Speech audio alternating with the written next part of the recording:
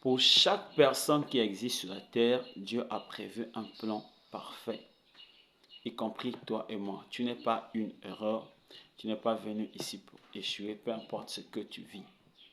Et tu es celui-là que Dieu a un plan merveilleux, ou bien celui-là que Dieu a un plan parfait. Et le plan parfait de Dieu, pour nous, on le découvre dans les Saintes Écritures, la Bible. Ça commence de Genèse à Apocalypse.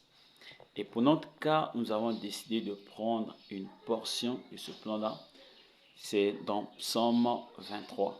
Et ici, on découvre le plan de Dieu pour nous. Ça part de la nourriture, ça part des vêtements, ça prend tout le bien-être, le bonheur, ça part aussi de l'onction, ça part de tout. Donc quand Dieu nous envoie sur la terre pour vivre une vie épanouie.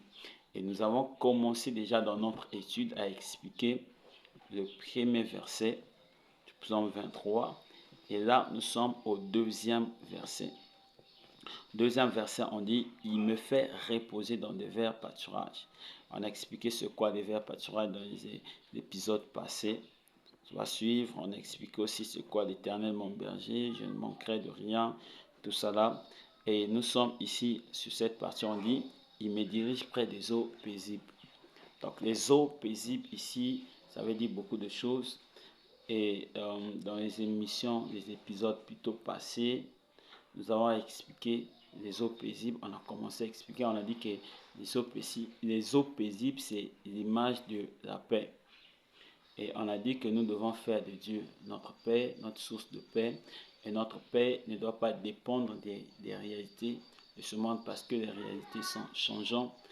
Ne doit pas dépendre des gens parce que les gens aussi sont changeants. La Bible dit que le cœur de l'homme est tortueux par-dessus tout. Donc on ne peut pas mettre confiance au cœur de l'homme pour avoir la paix, mais notre confiance doit être en Dieu pour marcher, pour demeurer dans la paix. Et Jésus, en partant, nous dit que je vous laisse ma paix. Si tu as donné ta vie au Seigneur Jésus, tu l'as accepté en tant que Seigneur et Sauveur, rassure-toi que la paix de Dieu est en toi. Et tu ne dois pas accepter que la réalité que tu vis puisse définir l'état de ton cœur. Ton cœur doit être défini par rapport à la parole de Dieu, par rapport à la foi et non par rapport aux réalités. Sinon, tu vas souffrir, tu pourras développer facilement des maladies psychosomatiques, des maux d'estomac, tu peux faire facilement la dépression parce que ce monde est très très difficile, c'est compliqué. Marche dans la foi, compte totalement en Dieu, tu vas marcher dans la paix. Tu dois croire que ta paix c'est Dieu. Tu dois croire qu'il n'y a aucune situation de ce monde qui peut te voler la paix. Peu importe ce que tu peux vivre. Et deuxièmement, les eaux paisibles plutôt, c'est aussi l'image du repos, le repos. Donc Dieu nous conduit dans le repos. Le repos ici ne signifie pas l'absence de travail. Non, non, non, non. Dans les épisodes prochains, on va entrer en profondeur du repos. On va parler du repos de Dieu, le repos que Jésus-Christ était venu nous apporter. Nous allons faire une démarche et nous sommes dans Matthieu chapitre 11, versets 28 à 29. Il est dit ceci, Matthieu 11, 28 à 29.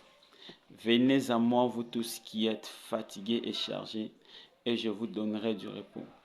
Prenez mon joug sur vous et recevez mes instructions, car je suis doux et humble de cœur, et vous trouverez du repos pour vos âmes. Voilà. Donc tu penses que tu es troublé, tu penses que tu vis des choses compliquées, tu passes des temps compliqués, tu dois chercher le Seigneur. Parce que c'est le Seigneur qui va te donner le repos. Parce que c'est lui le vrai repos. Donc ici on dit, il me dirige près des eaux paisibles. Donc il me dirige dans le repos.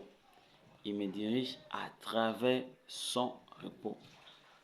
Tu dois faire de Dieu ton repos.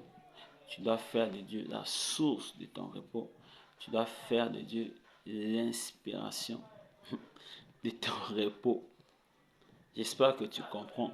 Donc quand tu as une telle attitude, tu as une telle mentalité, Et rien dans ce monde ne pourra te vaincre parce que tout dépend de l'état du cœur. Et cette émission t'a fait du bien. Je suis ton frère, Tchodali de 7, pasteur par la grâce de Dieu. Mets un commentaire, mets un like, abonne-toi, partage. Nous voulons construire une grande communauté autour de la grâce de Dieu. Demeure béni.